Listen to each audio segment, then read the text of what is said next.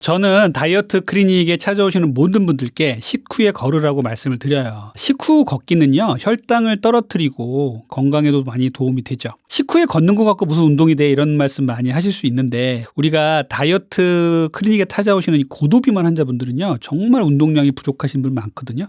그런데 이 걷기조차도 힘드신 분들한테 무슨 고강도 운동을 시킨다, 이거는 정말 힘든 일이에요. 그래서 걷기가 가장 기본이 되는 운동입니다.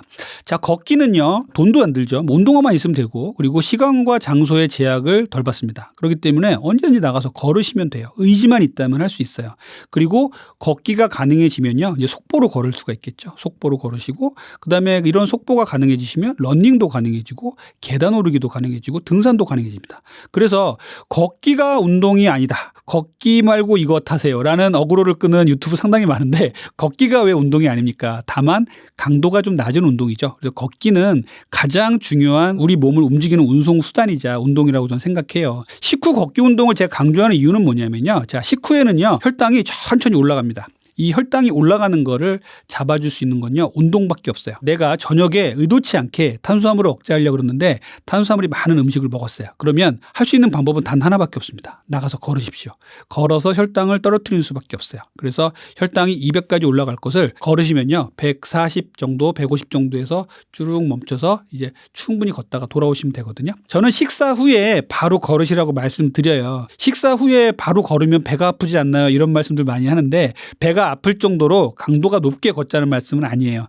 배가 안 아플 정도로 서서히 움직이십시오. 예를 들면 퇴근해서 밥을 먹고 나서 남성분들 특히 가만히 소파에 누워가지고 TV 보다가 스르륵 잠드는 경우 많거든요. 이렇게 되면요, 혈당이 그냥 200 이상 올라갈 때 가만히 있는 것밖에 안 돼요. 조금만 근육만 움직여줘도 우리 몸은요, 혈당을 천천히 올리게 돼 있어요. 우리의 근육은 혈당을 먹는 스펀지라고 하거든요. 그래서 조금씩 움직이세요. 설거지도 하고 재활용도 하면서 가정에서 점수도 따시고, 이 밖에 재활용하러 나갔다가 한 바퀴 돌고 오는 거죠. 그래서 배가 안 아플 정도가 된다면 조금 더 속도를 올려서 20분 이상, 한 4, 50분 정도 운동하라고 제가 말씀드리는데, 등에서 땀이 날 정도로 운동을 하고 걷기를 하고 들어오십시오. 그러면은 혈당 수준도 많이 안정이 되고 상당히 건강에도 좋은 방법이 될 겁니다. 자, 우리가 터벅터벅 걸어서 1만 보를 걸었다, 그러면 건강과 다이어트에 얼마나 도움이 될까요? 라고 생각해 보면 별로 도움이 안 되겠죠. 하지만 아무것도 안 하는 것보다는 낫습니다. 그런데 제대로 걸으시려면은요, 걷기에도 강도가 있어요. 이제 뭐 배가 안 아플 정도가 됐다 그러면은요, 걸을 때 속도는요, 중강도 운동을 하셔야 돼요. 이 중강도 운동은 어느 정도냐면요, 옆에 사람과 대화는 가능하지만 노래는 못할 정도 운동이라고 해요. 대부분 느낌이 좀 오실 거예요. 러닝머신을 한다 그러면 6.5 정도 전후로 놓고 빨리 걷는 거를 말씀을 드리는 거예요. 이런 정도로 걸어야 효과가 있습니다. 그리고 운동을 하실 때 20분 정도 운동을 한 뒤부터 지방이 타기 시작합니다. 그래서 내가 20분 운동하고 딱 끝났다 그러면 뭐 몸에는 분명히 좋겠고 다이어트에도 일부 도움이 됐겠지만 지방은 별로 태우지 못하고 끝났다라고 생각하시면 돼요. 그래서 20분 정도부터 운동이 시작되는 거니까 50분을 운동을 내가 걷기 운동을 했다 그러면은 약 30분 정도 지방을 태웠다라고 생각하시면 되는 거예요.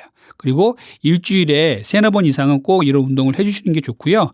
강도라든지 이런 횟수 같은 것들이 상당히 중요합니다. 이런 것들을 꾸준히 반복해서 해주신다면 다이어트와 건강에 상당히 좋을 것이에요. 러닝 하시는 분들은 러닝이 좋다 그러고 걷기 하시는 분들은 걷기 좋다고 얘기를 하시는데, 요즘 러닝 붐이 불었죠. 동호회 만들어가지고 같이 뛰기도 하시고 그러는데 러닝 상당히 좋아요. 내 몸이 러닝을 할 수 있을 만큼의 퍼포먼스가 된다 그러면 러닝 하시라고 말씀드려요. 하지만 몇 가지는 좀 기억을 해주세요. 러닝의 장점은요, 짧은 시간에 강도 높은 운동을 할 수 있다는 것이죠. 만약에 30분 정도밖에 나에게 시간이 없다, 그리고 내가 러닝을 할 수 있는 사람이다 그러면 뛰십시오. 그리고서 오시면 아주 운동도 잘 되고 다이어트 도움이 될 거예요. 그런데 30분 정도밖에 안 되는데 내가 걷기를 했다 그러면은 다이어트와 건강에 크게 도움은 안 될 겁니다. 그런데 내가 1시간 정도의 시간이 있어요. 그러면 걷기를 할 수 있는 사람들은요, 걷기가 오히려 나을 수도 있습니다. 강도 높은 운동을 하게 되면요, 우리 몸에 에너지를 태울 때 지방을 먼저 태우는 게 아니라 탄수화물을 먼저 태우는 경향이 있어요. 그래서 탄수화물을 먼저 태우는 러닝보다는 지방을 태우게 되는 중강도 운동에 걷기가 더 좋다는, 속보가 더 좋다는 말씀을 드립니다. 다만 러닝에도 상당히 좋은 부분이 많죠. 다이어트에 있어서 지방만 태우는 게 아니라 심폐지구력이라든지 여러 가지 골밀도라든지 이런 거를 따져보면 러닝이 훨씬 좋은 것이에요. 근데 무리하게 러닝 붐이 불었다고 해서 운동화 자전거 사고 멋있는 운동복 사가지고 나가 뛰시다가 발바닥, 아킬레스건, 발목, 무릎 다쳐가지고 오시는 분 정말 많거든요. 부상의 위험이 있습니다. 걷기는 그만큼 또 안전한 운동이잖아요. 그렇기 때문에 걷기와 러닝은 이런 차이가 있어요. 그래서 내가 시간이 짧고 그리고 강도 높은 운동을 할 수 있는 사람이다. 그러면은 러닝을 추천을 드리고요. 내가 시간이 좀 충분하고 다치는 거 싫고 나이도 좀 많다 그러면은 빠르게 걷는 게 훨씬 더 낫습니다. 여러분들 헬스클럽 같은 데 가보시면요. 옆에서 운동을 하시는 분이 러닝머신을 타는데 갑자기 막 뛰다가 1, 2분 하다가 갑자기 또 천천히 걷다가 또 갑자기 막 뛰다가 한 10분만 하고 내려가요. 끝난 것처럼 다른 운동이에요. 그래서 저게 뭐지? 이렇게 생각하는 분도 계실 텐데 이것이 바로 HIIT예요. 고강도 인터벌 트레이닝이라고 합니다. 이 운동이 왜 중요한가 하면요. 애프터번 효과라 그래서 지방을 꾸준히 태워주는 효과가 있고요. 심폐지구력에도 도움이 된다 그래서 30분, 1시간 운동한 것과 거의 맞먹는 운동으로 10분 정도만 운동해도 이런 효과가 있다고 돼 있어요. 이 HIIT의 장점은요. 모든 운동에 접목할 수가 있다는 겁니다. 걷기라든지 조깅, 그다음에 실내 자전거 타기, 수영 이런 데도 다 접목시킬 수가 있어요. 계단 오르기도 할 수 있습니다. HIIT의 가장 중요한 건요. 불완전한 휴식이에요. 아주 최대의 강도로 빨리 걷거나 뛰다가 불완전한 휴식을 또 취합니다. 걷는 거라면 어슬렁어슬렁 걷거나 뛰는 거라면 천천히 뛰는 정도에 걷다가 또 다시 1분 정도를 아주 강도 높게 뜁니다. 이렇게 반복해서 한 5세트 하면 끝. 이렇게 끝나는 게 고강도 인터벌 트레이닝이에요. 계단 오르기에 접목을 시킨다면요. 한 3, 4층 정도를 빨리 전속력으로 최대 강도로 오르고요.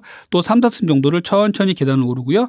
또 3, 4층 정도를 또 빠르게 오릅니다. 이렇게 해서 15층, 20층 정도를 올랐다가 내려오면은 끝입니다. 그래서 이렇게 짧은 시간에 운동을 하는 것이 중요한 거예요. 이 HIIT는요. 우리의 그 진화하고 좀 연관이 있어요. 우리 예전에 선조들은 구석기 때 몸하고 지금 몸하고 똑같다고 얘기를 하잖아요. 우리 예전에 선조들은 먹을 게 없고 짐승이 안 나타나고 이러면은요. 가만히 누워 있다가 갑자기 사냥할 짐승이 뛰어가면요. 갑자기 벌떡 일어나서 뛰었어야 됐어요. 여기서 나온 게 바로 간헐적 단식처럼 간헐적으로 운동을 해도 효과가 있다라고 얘기 나온 게 HIIT입니다. 그래서 간헐적 단식과 HIIT를 병행했더니 효과가 좋더라. 이런 논문들도 상당히 많아요. 그래서 이렇게 고강도 인터벌 트레이닝이 가능하신 분들은 고강도로 운동하시다가 불완전한 휴식을 취하는 운동을 반복해서 하시면 아주 좋겠습니다. 다이어트 클리닉을 하는 저한테 하루 중에 제일 빼놓지 말고 이 시간만큼은 뺏기지 않았으면 좋을 것이 무엇인가라고 물으면 저는 수면 시간이라고 얘기를 하겠어요. 저한테는 정말 수면이 중요하고요. 또 수면은 연구하면 연구할수록 정말 중요한 겁니다. 다이어트 측면에서만 수면을 살펴보면요. 밤 10시에서 새벽 2시까지 숙면을 취할 때는요. 성장 호르몬이 나와요. 성장 호르몬은 아이들한테는 성장을 해주게 하지만 어른들, 다 큰 성인들한테는 지방 대사를 원활하게 해주고요. 식욕을 조절하게 해주고 모든 식욕 조절 호르몬을 정상화시켜줍니다. 그리고 사지 말단으로 지방을 내보내주는 역할을 해요. 그런데 운동이 잠자는 것보다 중요하다 이런 얘기를 하시는 분들도 계세요. 물론 운동도 중요합니다만 잠자는 시간을 쪼개가면서 운동을 한다. 저는 좀 반대예요. 잠자는 게 더 중요합니다. 또 하나는 운동하시는 분들 아시겠지만 운동을 열심히 하고 단백질을 많이 먹어도요. 잠을 못 자면 근육이 안 붙어요. 근육이 생성되고 재생되는 시간은요. 밤이에요. 잠자는 시간입니다. 그래서 잠이 정말 중요해요. 그런데 요즘 어때요? 우리 현대인들에게는 잠이 정말 숙제가 돼버렸어요. 어떤 분들은 잠에 대한 중요성을 모르시는 분도 계시고요. 어떤 분들은 잠을 정말 취하려고 해도 못 취하겠다 이런 분도 계세요. 연세 드신 분들 중에 저한테 와서 호소하시는 분들 중에 수면을 잘 못 취한다 그래서 어떻게 주무세요라고 보면은 휴대폰을 들고 유튜브를 보다가 잠이 오면 그때 잔다라고 말씀하시는 분들 계신데 이거 정말 잘못된 겁니다. 휴대폰을 켜면요. 인공 발광 조명이에요. 거기서 나오는 밝은 빛이 우리 망막에 쪼여지면요.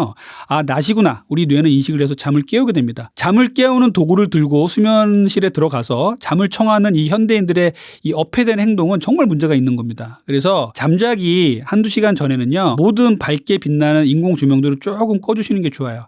핸드폰, 태블릿 PC 이런 것들 피하고요. 은은한 조명 밑에서 책을 보다가 잠이 든다. 이게 제일 좋은 거고 이런 것들은요. 수백 년간 인간이 해왔던 것인데 최근 들어서 휴대폰이 나오면서 다 깨져버린 겁니다. 그러다 보니까 우리는 수면 부족에 시달리고 불면증에 시달려요. 그러면 인터넷에 보면 뭐 광고가 수면을 잘 취하게 하는 베개부터 해서 멜라토닌부터 해서 여러 가지 막 팔잖아요. 결국은 문제는 다른 데 있어요. 그 휴대폰을 보지 마시고 끄시고 책을 보다가 주무십시오. 7시간 반 전후, 저는 8시간이면 더 좋겠는데 8시간 정도의 숙면을 취하는 시간을 반드시 가지셔야 돼요. 그래야 우리 몸에 근육이 생성되고요. 다음날 식욕 조절이 잘 되고요. 온갖 식욕에 관련된 호르몬들이 다 정상화가 됩니다. 잠을 못 자면요. 코티졸이라는 스트레스 호르몬이 나와요. 저는 이제 뭐 의대 다닐 때 밤새는 거를 밥 먹듯이 했으니까 밤을 새서 공부를 하면요. 다음날 이상한 게 땡겨요. 평소에 먹지도 않던 라면이 땡기고요. 막 단맛 나는 게 땡기고 그래서 아주 스스로 막 힘들었던 경험들이 되게 많은데 결국 그거였어요. 스트레스 호르몬이 나오고 또 렙틴 그렐린이 교란이 되면서 다음날 식욕을 엉망진창으로 만들어버립니다. 그럼 우린 또 포도당을 엄청나게 먹고 혈당 스파이크를 만들게 되겠죠. 그래서 잠을 잘 주무시면 모든 대사가 정상이 되고 혈당 스파이크도 안 만드는 이런 몸이 될 수가 있습니다. 제가 비만 치료를 한 지가 한 25년 되고 한 10만 명 정도 환자를 진료를 했는데 예전하고 다른 부분들을 많이 겪어요. 첫 번째는 젊은 층들의 비만 환자가 너무 많이 늘었습니다. 특히 남성분들은 제로콜라라든지 이런 인스턴트 음식, 술을 즐기면서 내장 비만, 복부 비만으로 젊은 시절부터 당뇨를 아주 앓고 오거나 이런 분들도 상당히 많이 늘었고요. 여성분들은 마른 비만 환자들이 아주 많이 늘었어요. 이런 그 트렌드가 결국은 어렸을 때부터 계속 단맛에 노출이 되고 또 인공감미료 같은 데 노출이 되는 것들이 문제가 될 수가 있거든요. 그래서 이런 부분들이 정말 달라진 부분이다라고 생각을 하고요. 두 번째는 휴대폰이에요. 우리는 휴대폰으로 모든 걸 할 수 있잖아요. 밤에도 야식도 시켜 먹을 수 있고 우리나라 시스템이 얼마나 잘 발달됐습니까? 그래서 야식 먹는 사람들한테 제일 먼저 해야 될 게 뭐냐면요. 휴대폰 어플에서 배달 어플 지우는 겁니다. 그거부터 하라고 할 정도로 휴대폰이 문제가 많고요. 또 하나는 휴대폰을 들고 있으면서 수면을 방해하게 되기 때문에 잠을 못 주무시는 분들이 너무나 많아졌어요. 최근에 들어서면서 이렇게 모든 상황들이 계속 바뀌고 있어서 상당히 걱정스럽습니다. 우리나라 사람들은요. 서양 사람들에 비해서 췌장이 작아요. 동양인들이 작은데 그중에서 한국 사람들이 유난히 작아요. 그리고 그 췌장에 또 기름까지 껴 있어요. 그래서 우리나라 사람들이 마른 비만이 많습니다. 외국 사람들은 절대적으로 비만이 돼서 췌장이 감당을 못하니까 당뇨가 오는 경우가 많은데 우리나라 사람들은 그냥 말랐는데도 당뇨가 와요. 이런 경우가 뭐냐면 췌장이 그 역할들을 다 해서 그렇거든요. 그렇기 때문에 마른 비만, 마른 당뇨에 있어서 이 췌장의 역할이 중요한데 이렇게 우리나라가 약간 취약한 환경에서 서구의 음식 문화가 들어오고 잘못된 생활 습관을 계속 갖게 되면 앞으로는 비만 환자가 점점점 늘어나서 여러분들의 건강을 심각하게 위협할 수가 있습니다. 건강을 지키셔야 돼요. 노후까지 건강하시려면요. 다이어트, 그중에 비만이 안 되도록 노력하시는 게 제일 중요합니다. 건강하고 비만이 안 되는 신체를 갖고 있어야 나중에 노후에도 건강하고 행복하게 사실 수 있을 거라고 생각합니다.